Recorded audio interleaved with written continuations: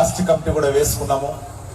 ఇప్పుడు కొత్తగా సభ్యత్వమైన తర్వాత పార్లమెంట్ ఎన్నికల తర్వాత కొత్త కమిటీలు నిర్మాణం అయిన తర్వాత మీ అందరి నాయకత్వంలో రేపు ఎల్లంటే 10వ తేదీ పెద్ద బహిరంగ సభ చాలా రోజుల తర్వాత మన తెలంగాణ గడ్డ మీద జరుగుతాం.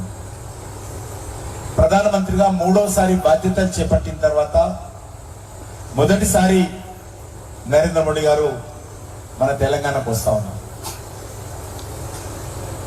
కాబట్టి రాష్ట్రంలో దేశంలో చాలా వేగంగా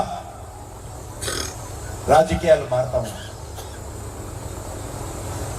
పార్లమెంట్ ఎన్నికల తర్వాత కూడా అనేక రాష్ట్రాలు, అది జమ్మూ కాశ్మీర్లో మంచి ఫలితాలు వచ్చాయి, హర్యానాలో మళ్ళీ గెలిచాం, ఢిల్లీలో గెలిచాము, బీహార్లో గెలిచాము, మహారాష్ట్రలో గెలిచాము, మొన్న అస్సాంలో గెలిచాము, గౌహటిలో గెలిచాము, పుదుచ్చేరిలో గెలిచాము. ఎక్కడైతే రెండోసారి ప్రభుత్వాలు వస్తా ఉన్నాయో, మూడోసారి ప్రభుత్వాలు వస్తా ఉన్నాయో అవి ఒక భారతీయ జనతా పార్టీ నేతృత్వంలోనే వస్తుంది. కారణము మనం ఏదైతే చెప్తామో అది చేసి చూపిస్తాము. ఏదైతే గ్యారంటీ ఇస్తామో ఇచ్చిన గ్యారంటీ మీద నిలబడేటువంటి మోడీ గ్యారంటీ మన వెంబడి ఉన్నది. కాబట్టి మనము ప్రజల్లో విశ్వసనీయత పెరుగుతా ఉన్నాం. పార్లమెంట్ ఎలక్షన్స్ లో కూడా తప్పుడు ప్రచారం చేశారు కాంగ్రెస్ పార్టీ, మిగతా పార్టీ. కాబట్టి మనం తెలంగాణలో 12-13 అనుకున్నాం, కానీ 8 స్థానాల దగ్గరే అయిపోవడం జరిగింది. ఇప్పుడున్నటువంటి ఈ నేపథ్యంలో కాంగ్రెస్ పార్టీ 8 సీట్లు, మనం సీట్లు పార్లమెంట్ ఎలక్షన్స్ లో, బీఆర్ఎస్ ఒక్క సీటు కూడా రాదు, సింగిల్ సీటు కూడా భారతీయ జనతా పార్టీ మరి ఆ రోజు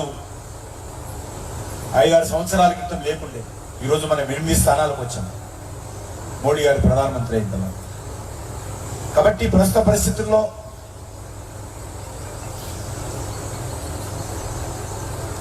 మన పార్టీ దేశవ్యాప్తంగా, ప్రపంచవ్యాప్తంగా ఏ రకంగా ఆదరణను చొరగొట్టుందో, ప్రపంచంలోనే అతిపెద్ద పార్టీగా ఈరోజు బీజేపీ అవతరించింది.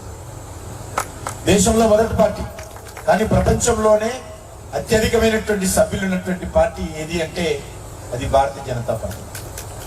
మనం ఒక్కమే సంతోషంగా, దేశంలో ఉన్నటువంటి ప్రతి భారతీయుడు కూడా బీజేపీ ప్రపంచంలో నెంబర్ 1 పార్టీ అయినందుకు ప్రతి భారతీయుడు కూడా గర్వపడాలి. ఆ రకంగా మొదటి స్థానంలోకి వచ్చాము.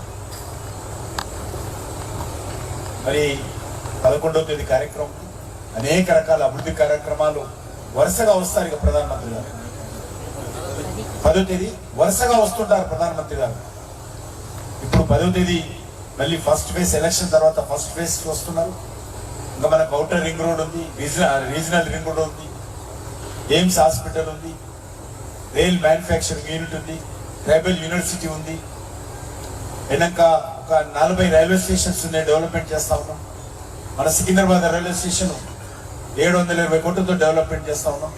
మన Hitech City railway station ready అయిపోయింది, అది కూడా చేయాలి, అది కూడా ఇనాగ్రేషన్ చేయాలి. ఈ రకంగా 42 రైల్వే స్టేషన్స్ ను మనం డెవలప్మెంట్ చేస్తా ఉన్నాం. జాతీయ రహదారులు 80,000 కోట్ల రూపాయలతో జాతీయ రహదారుల వర్క్ జరుగుతూ ఉంది, రైల్వేల వర్క్ జరుగుతూ ఉంది. కాబట్టి తెలంగాణలో వచ్చేటువంటి 3 సంవత్సరాలు కూడా కేంద్ర ప్రభుత్వం తరఫున ఒకటే పండుగ, అభివృద్ధి కార్యక్రమాలు ప్రారంభించేటువంటి పండుగ చేసుకుంటాం.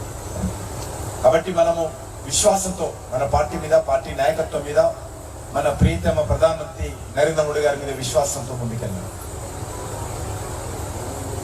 మరి 10వ తేదీ కార్యక్రమం ప్రధానమంత్రి గారు స్వయంగా షేర్లింగంపల్లి అసెంబ్లీకి వస్తున్నారు. దానికి మీరు ఎవరు రావద్దు, ప్రైవేట్ కార్యక్రమం రానివ్వండి.